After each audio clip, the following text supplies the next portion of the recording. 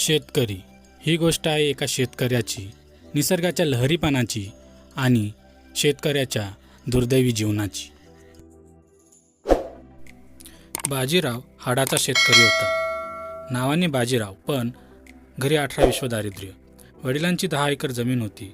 बाजीरावला 5 भाऊ असल्याने त्याच्या वाटेला 2 एकर शेतीचे क्षेत्र आले होते. बाजीरावाची बायको उमा, एक मुलगा व 2 मुली असे 5 जणांचे कुटुंब होते. बाजीराव आता खूप थकला होता. त्याने खूप उन्हाळे पावसाळे बघितले होते. डोक्यावरील कर्जाचा बोजा व निसर्गाच्या लहरीपणामुळे कमी उत्पन्न यामुळे तो आता दमला होता. त्याच्या भावांनी चांगला भाव मिळाला म्हणून जमीन विकून शहरात घरी घेतली व तेथे स्थायिक झाले. पण बाजीरावने आपली नाळ जमिनीशी घट्ट जोडून ठेवली होती. मेचा उन्हाळा संपला होता. बाजीराव आता जून महिन्यातील पावसाची वाट बघत होता. उन्हाळाभर जमवलेल्या पैशातून तो उच्च प्रतीची बियाणे, फवारणीची औषधे व खत घेऊन आला होता. नांगरणी करून त्याने पेरणीसाठी जमिनीची मशागत केली होती. जूनचे 15 दिवस उलटून गेले, पण पावसाची काही चिन्हे दिसत नव्हती. त्याच्याकडे पावसाची वाट बघण्यापलीकडे काही उरले नव्हते. घराबाहेर ओट्यावर बसून तो आभाळाकडे टक लावून बघत होता. सायंकाळची वेळ झाली. काळोख आला, ढग दाटून आले व सोसाट्याचा वारा सुरू झाला. पाऊस आला. आता तो ओट्यावरून उठून घरात आला. जोरदार वाऱ्याने त्याचे घर थरथरू लागले. मनात घर वाऱ्याने उडून जाण्याची भीती होती, पण पाऊस आल्याचा आनंद त्याच्या चेहऱ्यावर दिसत होता. त्याने लगेच पेरणीचे कामांचे नियोजन केले.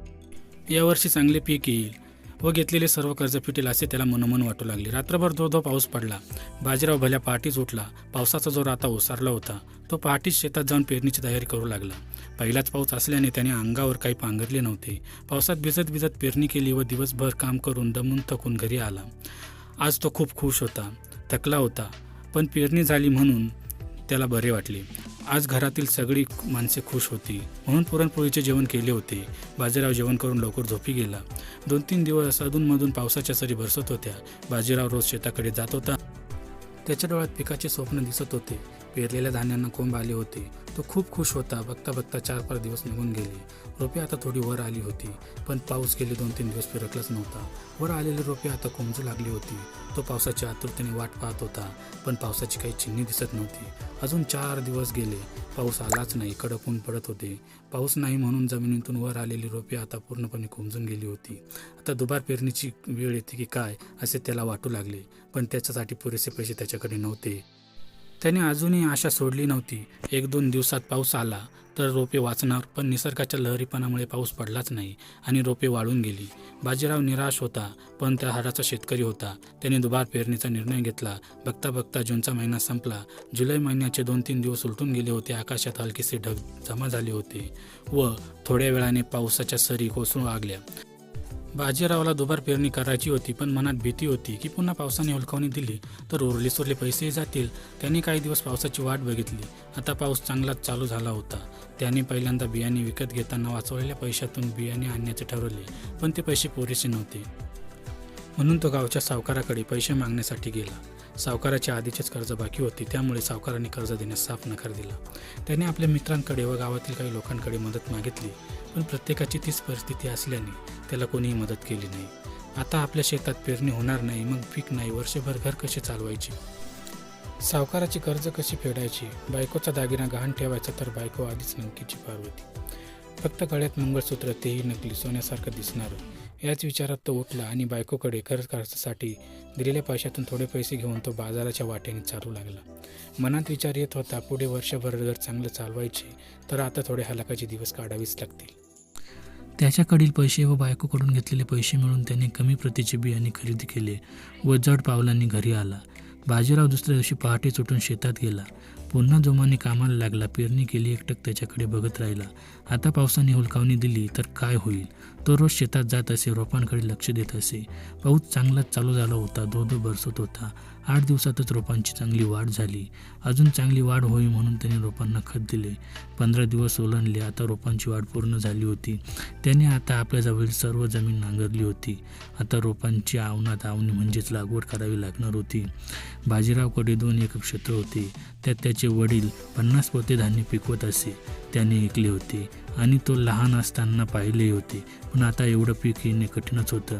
जमिनीची खालवली प्रत, रासायनिक खतांचा बेसुमार वापर व निसर्गाच्या लहरीपणामुळे पीक कमीच येत होते. धो पाऊस चालला होता. अंगणात खूप पाणी साचले होते. बाजीरावने नांगरातून चिखल केला होता. रोपांची लागवड करण्यासाठी मजुरनी माणसे घेण्यासाठी त्याच्याकडे पैसे नव्हते. म्हणून त्याने त्याची बायको व 3 मुलांच्या मदतीने दिवस राबून आपल्या शेतात लागवड केली. 20-25 दिवस काबाड कष्ट करून त्याने संपूर्ण लागवड केली होती. रोपांच्या मुळाला त्याने खत सोडले. तो आता निवांत झाला होता.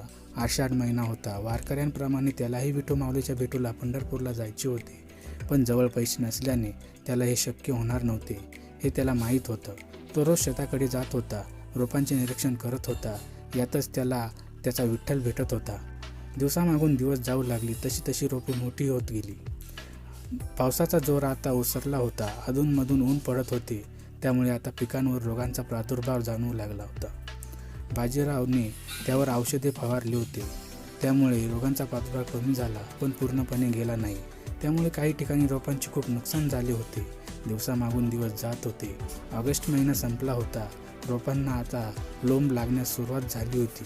त्याने आपल्या कुटुंबाच्या मदतीने रोपांमध्ये वाढलेले गवत काढण्याचे काम सुरू केले होते. रोपांना लागलेल्या लोंबा पाहून त्याचे मन सुखावत होते. आता आपले कर्ज फिटणार व आपले पूर्ण वर्ष सुखासमाधानात जाणार या भावनेने तो सुखावत होता. आता त्याच्या शेतात पीक डोलत होते. आपल्याला कमीत कमी 40 पोती धान्य मिळणार असा त्याचा अंदाज होता. त्यातील काही उदरनिर्वाहासाठी ठेवून, काही धान्य विकून सावकारचे कर्ज देऊ, काही पैसे मुलांच्या शिक्षणासाठी लावू व उरलेल्या पैशातून गरजेच्या वस्तू घेऊ असे त्याने मनोमन ठरवले होते. आता तो खूप खुश होता. त्याने आयुष्यात संकटांच्या विरुद्ध बाजी मारली होती. त्याच्या नावाप्रमाणे खऱ्या अर्थाने तो आता बाजीराव झाला होता. बाजीरावाच्या शेतात पीक डोलत होतं हे पाहून तो खूप खुश होता. आता आपण कर्जमुक्त होणार असे त्याला वाटत होते. तो सावकाराकडे जाऊन सांगून आला होता की यावर्षी तुमचे सर्व कर्ज फेडणार. पिकांच्या कापणीची वेळ आता जवळ आली होती. आता कापणीसाठी त्यांनी मजुरांनी माणसे लावली होती. धान्य विकल्यावर मजुरांना पैसे देणार होता. पाऊस अधूनमधून चालूच होता. 1-2 दिवसात सगळे पीक कापून झाले. आता त्याच्या पेंड्या बांधून ते घरी घेऊन जायचे होते. सर्व पेंड्या बांधून तयार होत्या व त्या घरी घेऊन जायची तयारी सुरू होती. तेवढ्यात जोराचा पाऊस आला. सर्व पेंड्या भिजल्या. बाजीरावने धावपळ करत सर्व पेंड्या मजुरांच्या मदतीने घरी नेल्या, पण खूप उशीर झाला होता. त्यातून पाणी गळत होते. सगळं ओलं झालं होतं. त्याने ते 1-2 दिवस वाळवून मळणी चालू केली. त्यात त्याला कसेबसे 30 पोती धान्य मिळाले, पण तेही भिजल्याने त्याला बाजारात चांगला भाव मिळणे कठीणच होते. त्याने काही धान्य घरी ठेवून बाकीचे धान्य बाजारात नेले, परंतु ते भिजलेले असल्याने ते कमी भावात विकावे लागले. परिणामी कमी पैसे मिळाले. आता मिळालेल्या पैशातून मजुरांची मजुरी, सावकाराचे कर्ज, मुलांचे शिक्षण, दवाखाना, घर खर्चासाठी पैसे हे सर्व भागणे शक्य नव्हते. अशा अनेक प्रश्नांचे काहूर मनात उठले होते. शेतकरी नेहमीच कर्जबाजारी का होतो? जो धान्य पिकवतो त्याचीच उपासमार का होते? जो शेतात दिवसभर राबतो त्याच्याच नशिबी हालापिष्टा का येतात? असे अनेक प्रश्न मनात ठेवून तो या कुशीवरून त्या कुशीवर करत राहिला. झोप येत नव्हती. दिवसभर खूप दमला होता. त्यामुळे खूप उशिरा त्याला झोप लागली. ही गोष्ट तुम्हाला आवडली असेल तर व्हिडिओला लाईक करा, आपल्या मित्रांना शेअर करा आणि अशाच नवीन गोष्टींसाठी आमच्या चॅनलला सबस्क्राईब करा. धन्यवाद.